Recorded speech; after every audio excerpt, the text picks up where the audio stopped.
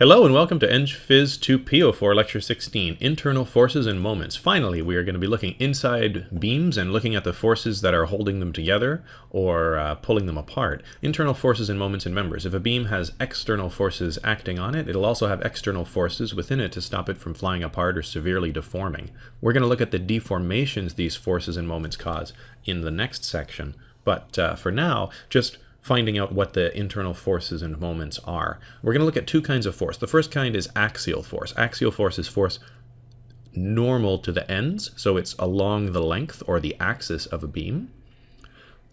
Here's a beam subject to some compressive forces on each side. Now, if we look at the inside of a beam, we're not really going to split it apart like this. This piece by itself would now accelerate that way, right? But imagine just looking at the inside. The inside, if we look at kind of imaginarily, just look at the right-hand side of this, then we've got to have this piece by itself in static equilibrium as well. If the whole beam's in static equilibrium, then so is this right-hand section, which means that it must be putting out an axial force to counteract this external axial force. In this particular case, we'd get the same answer no matter where we'd imagine slicing the beam. So there's a constant force of F internally along this. Because this force goes into the beam, it's a compressive force. If we were to have drawn it going out, then that would be we'd actually find negative F is the force going out. So negative F tensile force, meaning a positive F compressive force. Now let's look at a situation where the internal force changes along the length. This will happen in a beam like this. So here we've got a uniform density column. And previously we would say, well, this is going to produce the same reactions at the supports as if we view it all as kind of a point mass in the center and say the weight is applied there. But in terms of figuring out the internal force, that's not going to be the same. So looking at this, we've got all of W supported at the base support here. And if you were to just look at the very top piece, we can't have all of W pushing up internally on that because that's way more weight than just this top little section has. So there must only be some small force pushing on the very top piece of it. So the internal axial force must be small at the top and then increasing as we go down. How much does it increase? Well, it should increase linearly because we're supporting W over 2 when we're halfway down and we're supporting all of W all the way at the bottom. The mass is increasing linearly, and so therefore the force we have to apply is increasing linearly as well. These are all compressive forces, and so if we were to have drawn them as tensile, then these would be, we'd have negative forces inside. All right, let's do an example of axial force variation. Find the internal axial force as a function of position y from the bottom for one of the 1.5 meter tall vertical supports on the sides of this bookcase shown. Bookcase is something that people used to have when books were paper and not just on the internet. Assume the bottom shelf is supported 5 centimeters up from the bottom, the next shelf is 50 centimeters up, and the top shelf is 1 meter up. Assume the ends have the uniform density and total mass of 7.5 kilograms, so 7.5 kilograms is the total thing of this, and its uniform density, while each shelf has a mass of 4 kilograms. All right. Well, the linear mass density of the ends would be mu is m end over L end, and that's about, so that's 5 kilograms a meter and 15 newtons per meter, saying that G is about 10, and the weight of each shelf is about 40 newtons, and then by symmetry we've got 20 newtons provided by each side, which means since the book ends are putting 20 newtons up on the side of the shelves are putting 20 newtons down on the book ends. So we got 20 newtons down, 20 newtons down, 20 newtons down, and the total mass of the end is so 50 newtons per meter multiplied by 1.5 meters, or 75 newtons coming down on the ground here, then another 60 newtons down from the shelf. So drawing the free body diagram for the end here, we've got the distances, we've got the forces applied, and then what we're not showing is the mass of the end here, which varies with position, the total mass that we're supporting. And we have to support all the mass that's above us. So if we go from the bottom y, then we're supporting all of h minus y when we're at the bottom. and we're supporting 0 at the top.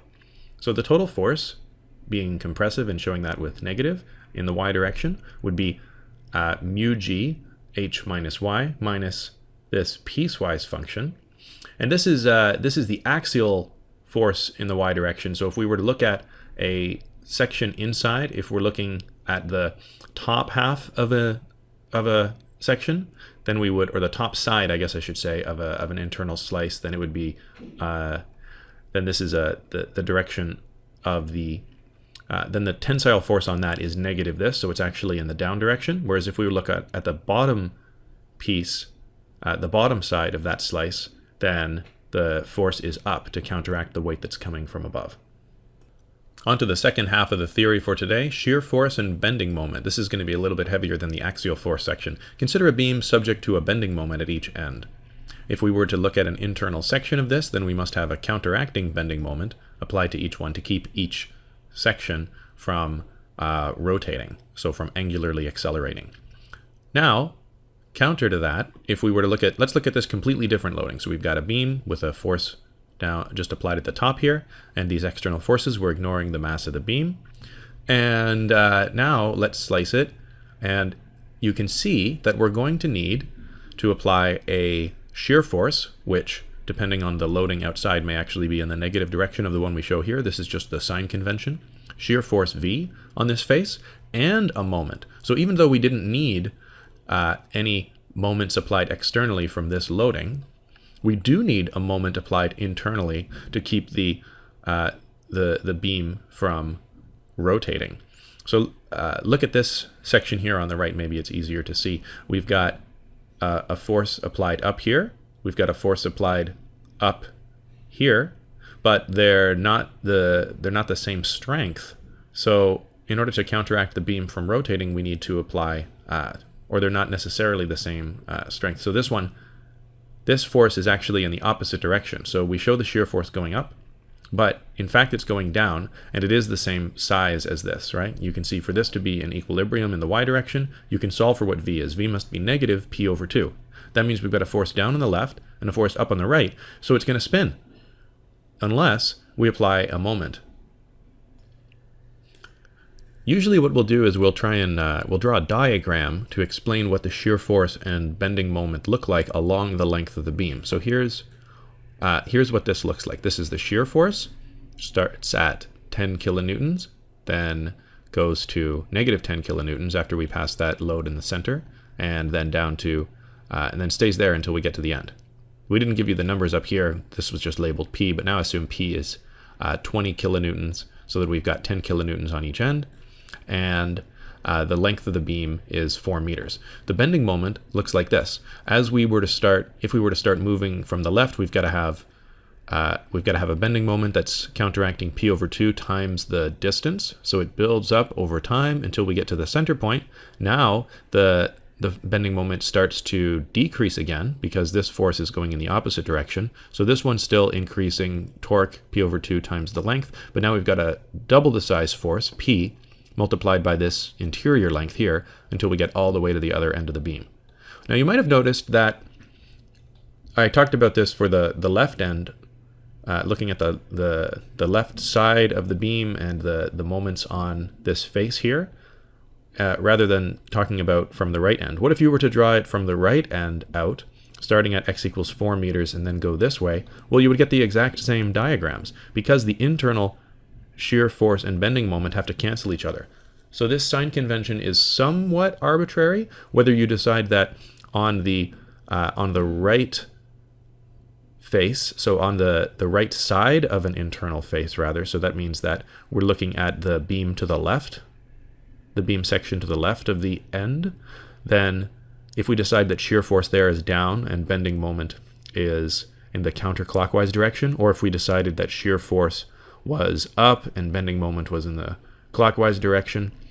And that's somewhat arbitrary, but what's not arbitrary is that whatever you decide for each of those, you've got to have the opposites on the other side.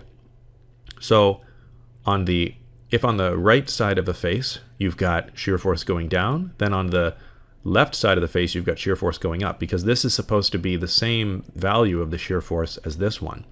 They have to cancel internally when we put the beam back together. This has to disappear because this is still true looking from the outside. Now, an interesting result shows up from this. You may have noticed something about these two diagrams. They're related. So specifically, this diagram is a plot of the derivative of this with respect to position. And that's true as long as we've got the sign convention labeled like this. So we've got shear force down moment going that way, or vice versa for the other sides. Then the bending moment is the integral of the shear force, and the shear force is the derivative of the bending moment. Great. Now, an example of a more difficult structure. You're going to do two more like this in the sample assignment for today. So internal force and moment diagram. We've got this compound beam here, neglecting the mass of the members themselves. So this whole thing, imagine that it's massless and we're just looking at the loading applied externally. Draw the shear force and bending moment diagram for member AB below. Now, you're going to have different, we don't want to draw it for CD or for GF. Instead, what we're going to do is figure out what the support reaction forces are. So at this roller support C and pin support G. And then we're going to figure out what FG applies onto AB and what CD applies onto AB by looking at the free body diagram for just section CD and FG themselves. Then that's going to give us the shear force, axial force, and bending moment as a function of position, and then we're going to use that to draw just the shear force and the bending moment. You could also come up with an axial force diagram, but we're not going to draw that for this example. Give it a shot. All right, so first, free body diagram for the entire beam. We've got our support reactions shown as displayed there. Force in the x direction helps you solve for the fact that Hg has to be equal to the reaction at C.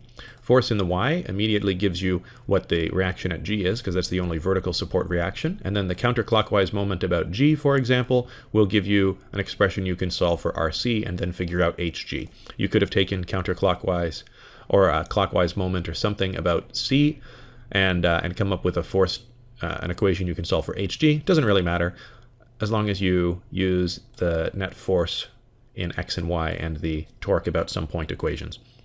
Now, let's look at CD by itself and draw a free body diagram for that. We're going to say that because CD is fixed support connected to AB, in general, it could have a moment, a shear force, and a normal force applied there. So we've got these three unknowns, and we can write our three equations to come up with the values of those. So net force in the y gives you that ND is 0.